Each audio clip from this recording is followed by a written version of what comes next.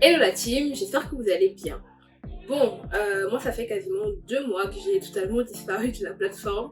J'ai rien posté et je me suis dit que j'allais pas revenir comme si de rien n'était sans vous donner des explications.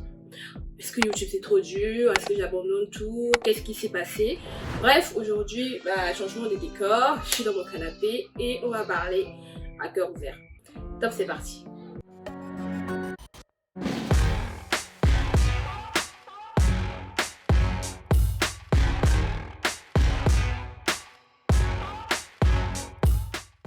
Bon, déjà avant de commencer la vidéo, je vais vous dire que j'ai vraiment tenu à la faire parce que je pense que ça va parler à beaucoup de personnes, en tout cas toute personne qui a déjà voulu lancer un truc au moins une fois dans sa vie ou qui a déjà lancé un truc. Je pense qu'il va pouvoir s'identifier à ce que je vais vous raconter, vous expliquer dans cette vidéo. Ceci étant dit, déjà pour comprendre ce qui m'est arrivé les 2 derniers mois, je vais revenir un peu à la création de la chaîne en elle-même. C'était au mois de novembre dernier, du coup ça fait 8 mois déjà. Ah ouais. Purée, le temps passe trop vite. Donc ça fait 8 mois du coup que j'ai créé la chaîne. Et en fait ce qui se passe c'est qu'au début, quand j'ai lancé cette chaîne YouTube, c'est un peu en mode challenge, tu vois.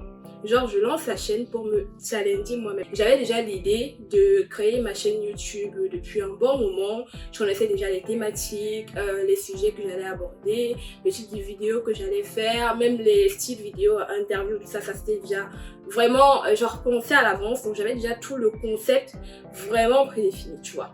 Et au moment où je me suis dit bon vas-y, je saute le pas, je me suis dit bon je vais faire les choses bien. Genre je me suis dit, c'était justement vers la fin de l'année, parce que j'avais repoussé. Arrivé justement les 3 derniers mois, je me suis dit non, Audrey, on va faire les choses bien. Tu vas poster genre une vidéo par semaine jusqu'à la fin de l'année. Donc là, quand je poste la première vidéo en novembre, donc je me suis mis en challenge de poster une vidéo pendant les 2 derniers mois de l'année, en fait, novembre et décembre. Et c'est comme ça que ça démarre en fait. Ça démarre en mode j'ai la motivation, j'ai une grosse niaque en mode je me suis donné un challenge, une vidéo par semaine, je n'échoue pas jusqu'à ce que la fin de l'année arrive. Du coup, j'avais cette motivation là en fait qui m'a drivé durant le premier mois, le deuxième mois, le troisième mois qui faisait que si je n'atteignais pas mon objectif, c'était un peu comme si j'avais échoué le challenge, tu vois. C'était un peu ça, la dynamique dans laquelle j'ai lancé la chaîne. Et vous, quand j'arrive vers le 4e mois, on va dire vers février, mars, voilà, la motivation elle commence un peu à diminuer, tu vois. Parce que en fait, la motivation c'est comme des pics de glycémie. Genre, à un moment j'étais motivée, mais après, ça commence à baisser. Et là, malheureusement, je commence à rentrer dans le cercle de oh non, je suis pas motivée, je vais pas forcer parce que si je force, ça va se ressentir dans la vidéo que je suis pas motivée à la faire. Donc, j'attends quand je serai motivée pour le faire. Oh, erreur. Ah mais dès que cette phrase-là passe dans ta tête, erreur. Et c'est l'erreur que j'ai commise, c'est que j'ai commencé à attendre le moment où je serai motivée pour faire les choses. Et c'est là que la décadence a commencé. Sauf que, comme une chose ne vient jamais seule, j'ai eu d'autres éléments du coup qui sont rajoutés un peu à ma charge de travail, si je puis dire. Genre au travail, par exemple, on m'a affecté à un deuxième projet, genre en plus de celui sur lequel je travaillais, déjà je devais travailler sur un deuxième, donc forcément j'avais un peu une excuse pour me dire que ah ouais là franchement c'est hyper dur au boulot actuellement, il faut s'adapter aux nouveaux projets, aux nouvelles équipes avec lesquelles tu vas travailler. Du coup ça te bouffe énormément d'énergie et forcément tu n'as plus la même énergie que tu avais au départ pour faire des vidéos, tout ça. Bref, ça devient une excuse bien solide, tu vois. Et à côté, d'autres petits trucs, je te dis, ah non, j'ai ça, ah non, j'ai mon examen de permis, il faut que je me concentre là-dessus, ah non, j'ai tel truc. Bref, en fait, tu commences à rentrer du coup dans un schéma où tu te trouves toujours des excuses pour justifier le fait que tu ne passes pas à l'action. Le truc c'est que les excuses sont vraies en fait parce que oui, forcément j'avais vraiment un nouveau projet au travail, forcément j'étais beaucoup plus fatiguée que quand je gérais un seul projet. Sauf que quand tu cumules tout ça au final, tu ne fais rien. Et c'est là que j'ai compris que en fait la motivation ça ne suffit pas. Il te faut la discipline. Ah c'est puissant. Non mais la motivation ne suffit pas. Quand tu veux lancer un projet qui puisse être un projet personnel, genre c'est toi seul qui du coup sera le moteur, le driver du projet, à la motivation ça va jamais suffire en fait parce qu'il y aura forcément des moments où tu seras motivé, des moments où tu seras pas motivé. Et c'est là que j'ai compris que bah il faut réellement instaurer une vraie discipline si tu veux que ton projet avance comme tu l'as imaginé au départ. Je vais aller plus loin parce que la discipline, on la cultive un peu dans différents aspects de notre vie. Genre par exemple le travail, qu'on le veuille ou pas, on est discipliné parce qu'on nous impose, notre patron nous impose du coup, genre de travailler tous les jours de lundi à vendredi de 8h à 19h par exemple avant de rentrer chez soi. Donc en fait c'est une discipline que tu pratiques déjà dans ta vie sans même t'en rendre compte, tu vois. Sauf que c'est une discipline qui est drivée par l'extérieur, genre c'est imposé par quelqu'un d'extérieur. Mais le problème quand tu travailles justement sur un truc qui est totalement personnel, tu dois cultiver en fait ce qu'on appelle l'autodiscipline, genre te discipliner toi-même. Ah mais... Et ça c'est dur, en fait ça c'est dur. Et je pense que c'est l'un des éléments pour lesquels il y a beaucoup de projets qui échouent, beaucoup de personnes qui se lancent sur YouTube et qui au bout de 3 mois, 6 mois, 1 an, abandonnent. Et ça c'est donc quelque chose sur laquelle je travaille beaucoup actuellement, mon autodiscipline. C'est hyper difficile, j'essaie de lire le maximum de livres là-dessus. Mais en fait c'est ça, genre limite là si tu dois retenir une chose avant de quitter cette vidéo, c'est peu importe le projet sur lequel tu travailles. Sache qu'au début, tu auras toujours cette niaque là parce qu'il y a la motivation du début. Mais en fait, ne compte pas sur la motivation en fait. Travaille ta discipline.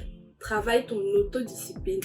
Et en fait, je fais cette vidéo pour vous, mais pour moi en même temps. Parce que je sais que ça m'aidera même plus tard quand j'aurai des coups de mou et tout, de savoir qu'en fait c'est l'élément clé. En vrai, on va pas se mentir. C'est la rigueur et la discipline qui font qu'un projet réussisse ou pas. C'est tout. Et pour travailler ou du moins développer cette autodiscipline là, je pense que l'élément le plus important, c'est vraiment de se poser la question de pourquoi. Pourquoi est-ce que tu le fais? Pourquoi est-ce que tu as voulu le faire dès le départ? Et honnêtement, c'est une question qui m'a beaucoup aidée parce que je me suis demandé pourquoi est-ce que j'ai lancé cette chaîne à la base. Pour répondre à la question, pour partager un peu, il y a 2 événements qui m'ont clairement montré que j'étais sur le chemin du moins de ce que je voulais. Le premier événement en fait c'est lorsque j'étais au téléphone avec mon petit frère et il me dit tiens justement j'ai même lu le livre Père riche Père pauvre là, j'ai cherché la version digitale en ligne et tout, j'ai commencé à lire, franchement c'est hyper intéressant. Et là je suis arrivée à la partie où on commence à parler des biens immobiliers, des actifs machin et tout. Et justement j'avais une question à tel niveau. Genre j'étais au téléphone, je t'avais resté comme ça. Genre mon petit frère réussit à être éveillé par les vidéos que je crée, que je poste, au point où il va chercher un livre comme celui-là et au point où il connaît déjà à son âge la différence entre un actif et un passif. Mais pour moi, genre l'émotion que j'ai ressentie sur le moment, c'était en mode autre keep going, tu vois. C'était en mode, c'est pour ça en fait que je fais les vidéos. C'était en mode, ce manque d'éducation financière là, que je puisse apporter ma petite contribution pour que d'autres personnes puissent commencer aussi à s'y intéresser et voir du coup mon petit frère être impacté par les vidéos que je fais au point d'aller faire des recherches. Parce qu'il m'a même pas demandé, genre je savais même pas. Aller faire les recherches, rechercher le livre quelque part sur internet, le télécharger, commencer à le lire, au point où il arrive à se poser des questions. Non mais c'est pour vous dire, mais j'étais émerveillée, j'étais hyper contente. Je me suis dit en fait le travail que je fais ça vaut la peine, tu vois. Et le deuxième événement c'est lorsque j'étais au téléphone avec une de mes tantes, enfin pas au téléphone, on discutait par message, du coup on s'écrivait un message et justement elle appréciait l'une de mes dernières vidéos et elle vient me dire oui ma petite, là je cherche comment justement placer mon petit argent chaque mois quelque part pour essayer d'investir progressivement de temps en temps et tout, et pour diversifier. Non c'était ça, pour justement diversifier parce que bon on ne sait jamais, il faut placer ses pions un peu partout. Je trouve des personnes qui c'est pas forcément dans leur culture et qui commence à te poser des questions, du moins à s'intéresser à ok, si j'ai un peu d'argent comme si par mois que je dépense ça, cette partie-ci que je mets de côté, dans quoi est-ce que je peux le placer pour que ça se fructifie. En fait, quand tu vois qu'il y a des personnes déjà autour de toi dont la mentalité commence à changer dans ce sens-là, tu te dis mais en fait c'est pour ça. Genre quand je fais des vidéos, c'est pour ce genre de réaction-là. Et en fait c'est en ressassant ces 2 événements que je me suis dit c'est pour vivre ce genre de moment-là en fait, tu vois. que je fais mes vidéos. Donc si je peux apporter ma petite pierre à l'édifice dans cette dynamique d'éducation financière, de s'éduquer sur les finances personnelles, parce que honnêtement, là je parle du coup là j'ai pris 2 événements, des personnes autour de moi, comment directement j'ai commencé à voir l'évolution des mentalités, mais même au niveau de moi-même, enfin de ma personne, ça m'aide également, ça m'aide énormément. Parce qu'en fait, pour faire des vidéos comme ça, il faut que j'aille faire des recherches, que je me cultive moi-même, que j'apprenne, que je lise, que je pratique. Et forcément, ça me fait évoluer aussi, ça me fait apprendre encore mieux comment optimiser mes finances, ça me fait encore apprendre mieux comment dénicher des opportunités, ça me fait apprendre encore tellement plus sur les finances personnelles, sur l'investissement, sur l'éducation financière en général. Et c'est tout ce que je souhaite en fait, c'est genre upgrade sur ce plan-là et partager aussi pour que ça puisse impacter d'autres personnes autour de moi. C'est vraiment ça le pourquoi. Parce que je pense que l'éducation financière, ça manque tellement dans notre communauté, dans notre culture. Pourtant, c'est primordial pour la vie de toute personne sur Terre, surtout dans un monde aussi capitaliste que celui dans lequel on vit actuellement. Donc, étant donné que le chemin, il est encore long pour moi, c'est clairement pas le moment de s'arrêter, tu vois. Il y a encore beaucoup de choses à faire pour moi-même, mais aussi à partager pour impacter, motiver, inspirer, bref, ce que vous voulez, mais surtout, juste donner, en fait, ce que j'ai à donner. Franchement, c'est mon pourquoi. Et là, comme je reviens là, mais c'est une toute autre dynamique. Là, je reviens avec un mindset qui n'a rien à voir avec le petit challenge que je me suis lancé au mois de novembre là. Là, on revient pour tout casser en fait. Donc, on va reprendre les choses bien, comme il se doit. Nouvelle vidéo chaque semaine. Bon, on va prendre comme jour de référence le mercredi, donc une vidéo du coup tous les mercredis. Et si jamais il y a un bonus, ce sera un autre jour de la semaine.